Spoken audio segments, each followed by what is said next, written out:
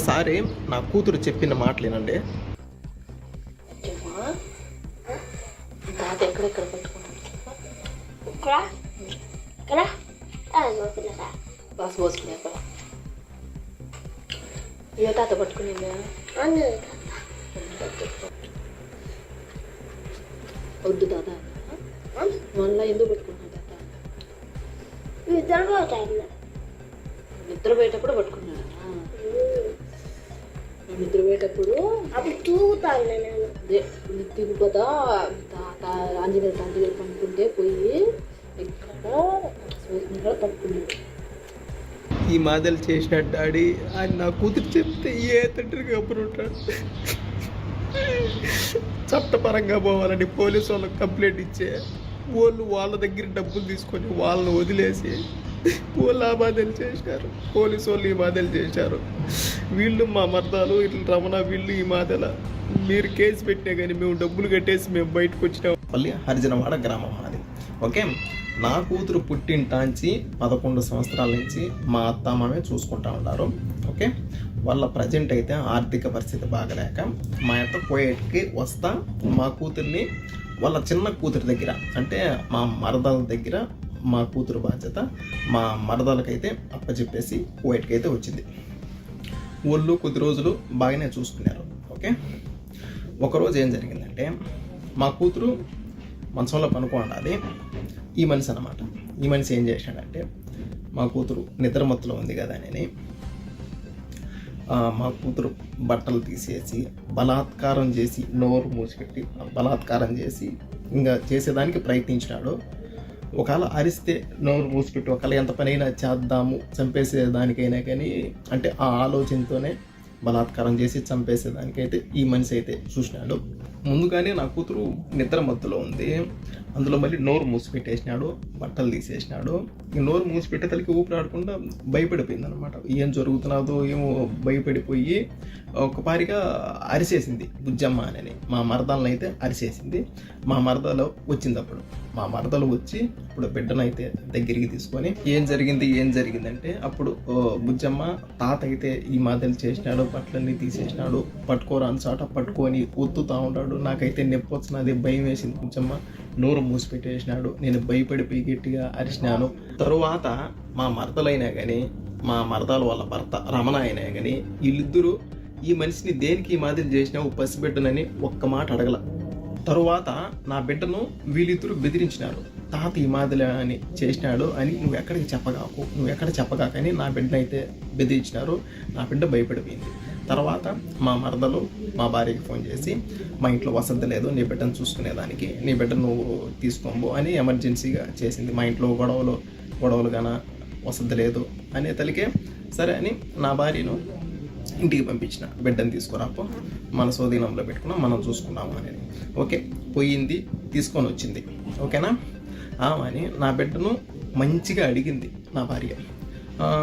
అసలు ఏం జరిగింది, వాళ్ళు ఏమన్నా కొట్లాడుకున్నారా, ఇన్ని రోజులు బాగానే చూసుకుంటా ఉన్నారు కదా, సడన్గా దేనికి ఈ మాదిలేంది, నేను ఊరికి చెప్పండి, భయపడగాకు, అసలు ఏం జరిగింది, వాళ్ళ కాళ్ళకి ఏమన్నా రచ్చడా అని నా భార్య చిన్నగా అడగడం వల్ల నా కూతురు చెప్పేసింది.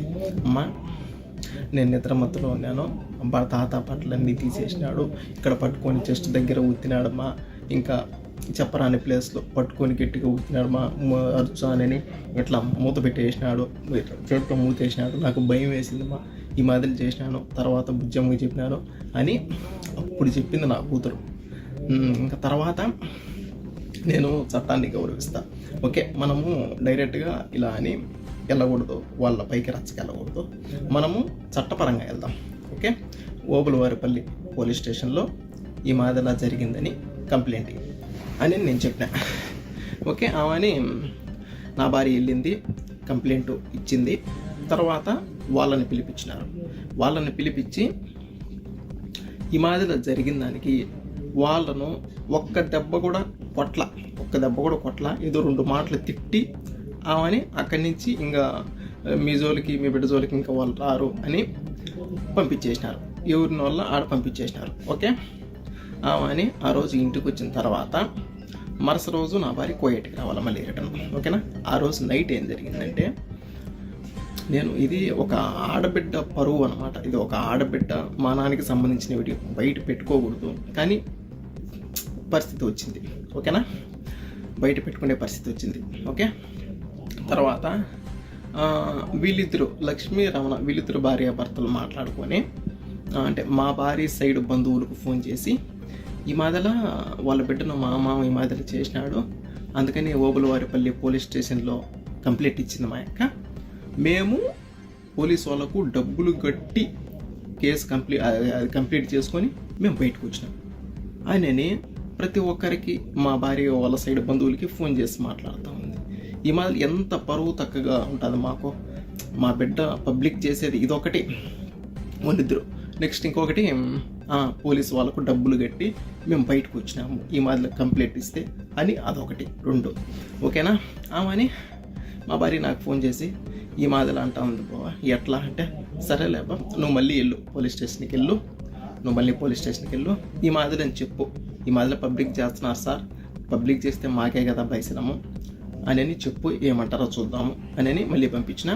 వెళ్ళింది సార్ వాళ్ళతో చెప్పినాము, వాళ్ళు ఫోన్ చేసి మీకేమన్నా మాకేమన్నా డబ్బులు ఇచ్చినారా, దేనికి ఈ మాదిరి చెప్పినారు, దేనికి పబ్లిక్ చేస్తున్నారు, ఇది ఆడపిల్ల విషయం కదా అని తిట్టినారు. తిట్టే తలకే నువ్వేమో నన్ను ఏమన్నా అంటారేమో అని లక్ష్మి ఏదో పురుగుల మందు తాగి ఏదో సూసైడ్ చేసుకునింది. వాళ్ళ పక్క ఏ అంత పెద్ద తప్పు లేకపోతే సూసైడ్ అంత వరకు వెళ్ళింది. Okay, suicide చేసుకునింది.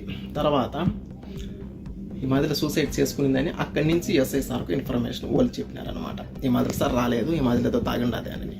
ఆమె అని ఆ సార్ ఉండేసి ఈ మాదిరిలా ఏదో తాగిందంట, ఆమెకి ఏదన్నా కానీ అయితే నిన్నైతే అరెస్ట్ చేస్తామని మా భార్యని అన్నారు. ఏంది ఇది, మా భార్యను అరెస్ట్ చేస్తా అన్నారు. మేము బిడ్డ విషయం ఈ మాదిరి జరిగిందని వస్తే వాళ్ళు ఏదో చేసుకోవడం వల్ల నిన్న మా భార్యను అరెస్ట్ చేస్తానంటే నువ్వు ఇక్కడే ఉండాలా, పోయేటకు కూడా పోలేవు అని సార్ మాతో చెప్పినాడు. ఓకేనా. తర్వాత మా భార్యను అక్కడే స్టేషన్లోనే, అప్పటిది స్టేషన్లోనే ఉంది. తర్వాత లక్ష్మిని అంటే మా మరదల్ని హాస్పిటల్కి తీసుకెళ్ళి అంత బాగా అయిన తర్వాత మళ్ళీ తీసుకొని వచ్చినారు. తర్వాత సార్ ఉండేసి అంక బాగుండదు అట్లే, ఇంకా నువ్వు కూడా వెళ్ళిపో ఇండియాకు, ఇంకా ఈ గొడవలు ఏమొద్దు అని మళ్ళీ పంపించేసినారు. అక్కడి నుంచి మా భార్యని పంపించేసినారు. ఓకే ఆడికి వద్దు అని పంపించేసినారు. నా భార్య ఇట్ట నా బిడ్డకు జరిగిందని పోలీస్ స్టేషన్కి వెళ్తే ఈ మాదిరి అసలు వాళ్ళు ఏం పట్టించుకోవాలా. నెక్స్ట్ ఇంకొకటి ఏదో ఆ ఎమ్మి చేసిన దానికి మళ్ళీ నన్నే అరెస్ట్ చేస్తూ ఉండారు అని నా భార్య ఆలోచించి, ఇంకొకటి వీళ్ళిద్దరు భార్యాభర్తలు నా బిడ్డ గురించి మా భార్య సైడ్ బంధువులందరికీ ఈ మాదిరి బయటికి చెప్పి మా మామ ఈ మాదిరి చేసినాడు, కేసు పెట్టింది, మేము డబ్బులు కట్టి బయటకు వచ్చినాము అని ఈ మాదిరి అందరికీ చెప్పి వీళ్ళు చేసింది ఇదొక్కటి. ఇంకా వీళ్ళు పోలీసు వాళ్ళు ఈ మాదిరి అసలు పట్టించుకోవాలి. ఈ మాదిరి ఆడబిడ్డకు జరిగిందంటే ఈ మాదిరి పట్టించుకోవాలి. ఈ రెండు ఆలోచించి ఎవరు సపోర్ట్ చేయలేదు, నా బిడ్డకు ఈ మాదిరి జరిగితే ఎవరు సపోర్ట్ చేయలేదు అని ఆలోచించి నా భార్య సూసైడ్ చేసుకునింది. ఏదో తాగింది, తర్వాత మేము కూడా హాస్పిటల్కి తీసుకెళ్ళి ఎలాగాలో ఎంత కక్కించుకొని చిన్నగా ఎలాగాలో బయటికి నేను తెచ్చుకున్నాను.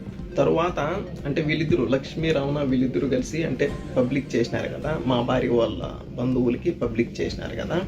ఇంకా ఒక్కొక్కరు చేసి ఈ మాదిరి జరిగిందంట కదా, మీరేం చేయలేదా, వాళ్ళేమో డబ్బులు కట్టుకొని బయటకు వచ్చినారంట, మీరేం చేయలేదా అని ఒక్కొక్క మాటలు మాట్లాడుతూ ఉంటే ఏందిరా ఇది, ఇల్లు అనబోతే ఇట్లా చేసినారు. నెక్స్ట్ ఇంకా చట్టపరంగా చట్టాన్ని గౌరవించి పోలీసు వాళ్ళ ద్వారా వెళ్దాం అనుకుంటే వాళ్ళు ఏం చేయలేకపోయినారు, ఊరికే మాటల వరకు మాట్లాడి పంపించేసినారు. తర్వాత ఏంది ఇది, ఏం చేయాలో నాకు అర్థం కావడం లేదు. ఆడబిడ్డకి ఈ మాదిరి జరిగితే చట్టం కూడా సీరియస్గా తీసుకోవాలా. నాకు అర్థం కాల, వీళ్ళు పబ్లిక్ చేసి ఈ మాదిరిలో మాట్లాడుతూ ఉండేది ఒకటి, వీళ్ళు పోలీసు వాళ్ళు పట్టించుకున్నది ఒకటి, అబ్బా నాకేం అర్థం కాల. అని మొత్తానికి ఎట్లయితే ఎట్లా అవుతుందని మొత్తానికి ఒక కన్న తండ్రిగా నిర్ణయం తీసుకున్నాను. ఈ విషయంలో ఎవరు ఏం చేయలేకపోయినా కానీ నా బిడ్డను నేను కాపాడుకోవాలి. ఎవరు సపోర్ట్ నిలబడుకున్నా కానీ నా బిడ్డ సపోర్టు నేను నిలబడాలి. ఒకవేళ నేను వీళ్ళు నెట్టి సైలెంట్గా నేను ఉంటే ఇంకా నా బిడ్డకి ఈ మాదిరిలో జరిగిన దానికి ఒక కన్న తండ్రిగా నేను బ్రతికుండి కూడా సచ్చినట్టే లెక్క.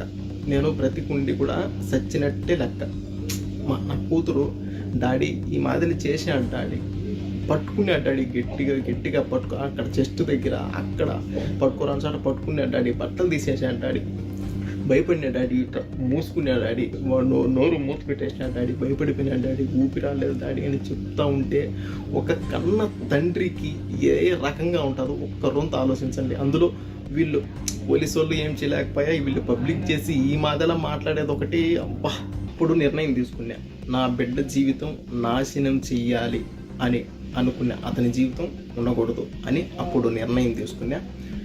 ఎవరికి తెలియదు నేను ఇండియాకు వస్తా ఉన్నట్టు, ఎవరికి తెలియదు. మా కోయటలతో మాట్లాడుకొని ఒక 4 రోజులు సెలవు కావాలని చెప్పి పాస్పోర్ట్ తీసుకొని 2 టికెట్లు నేనే కొనుక్కొని మా భార్యకి కూడా నేను ఎడార్లేకి చాకూరుకి వెళ్తున్నాను అని చెప్పి నేను ఇండియాకు వచ్చిన. కువైట్ నుంచి ఇండియాకు వచ్చి నేను చేసే పని అతన్ని నేను చేసి తర్వాత మళ్ళీ నేను కువైట్కి వచ్చిన.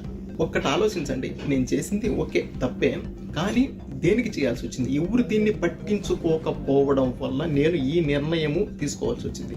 నేను ఒక రచ్చకు బాను, ఒక గొడవలకు బాను, ఒక ఎవరిని ఒక మాట తప్పుగా నేను అన్నాను. అలాంటిది ఇంత నిర్ణయం దేనికి తీసుకున్నాను? అంతవరకు పరిస్థితి వచ్చింది, ఇంతవరకు తీసుకొని వచ్చినారు. ఇతనిని చంపిన విషయంలో నా సైడ్ బంధువులకు కానీ మా భార్య సైడ్ బంధువులకు కానీ ఎవరికి ఏ సంబంధం లేదు. మొత్తం అంతా పూర్తి బాధ్యత నాదే, నేనే చేసిన. ఓకే, ఏం చేశాను? ఒక కన్న తండ్రిగా వీళ్ళు పోలీసు వాళ్ళు ఏం సీరియస్గా తీసుకోకపోయా, వీళ్ళు అనబోతే లక్ష్మి వాళ్ళ భర్త ఈ మాదిరిలా అందరికీ ఫోన్లు చేసి అల్లరిపాలు చేస్తూ ఉండి రచ్చగొట్టినట్టు మాట్లాడుతూ ఉండి ఒక కన్న తండ్రిగా ఇంకా నేను ఏం చేశాను? ఇంకా నిర్ణయం తీసుకోవాల్సి వచ్చింది. నిర్ణయం తీసుకున్నా, ఇండియాకి వెళ్ళినా, చేసే పని చేసినా, మళ్ళీ కువైట్కి వచ్చిన. ఓకే, ఇండియాలో అంటే అక్కడ ఈ మాదాల మనిషిని చంపినారు అని తెలుసు, కానీ దేనికోసం చంపినారు, ఎవరు చంపినారు, అంత ఇతనేం చేసినాడు అని తెలీదు. ఇతనేం చేసినాడు, అంతవరకు చంపేంతవరకు ఏం చేసినాడు అని ఎవరికి తెలియదు. అందుకని ఇంకా నా జీవితం పోతే పోయింది నాకు తెలుసు, ఎందుకంటే తప్పు చేసిన పోతే పోయింది. అందుకని బిడ్డ పరువు కూడా పబ్లిక్ చేసేసినారు. అందుకని దీనికోసం వీళ్ళు ఈ మాటలు చేసినారు. అందుకని నేను ఇలా చేయాల్సి వచ్చింది. అందుకని నేను ఈ వీడియో పెడతా ఉంటా. నేను చేసింది తప్పు, నేను ఒప్పుకుంటున్నా. చట్టాన్ని గౌరవించి నేను ఈ విషయం నేను పబ్లిక్ చేసి నేను లొంగిపోయేదానికి నేను వస్తూ ఉంటాను. నేను ఇండియాకు వస్తున్నా, నేను సరెండర్ అవుతా. ఓకే, నేను చేసిన తప్పే, కానీ నా బిడ్డకు ఈ మాదిరి జరిగింది, ఎవరు పట్టించుకోకపోవడం వల్ల నేను ఈ మాదిరి చేయాల్సి వచ్చింది.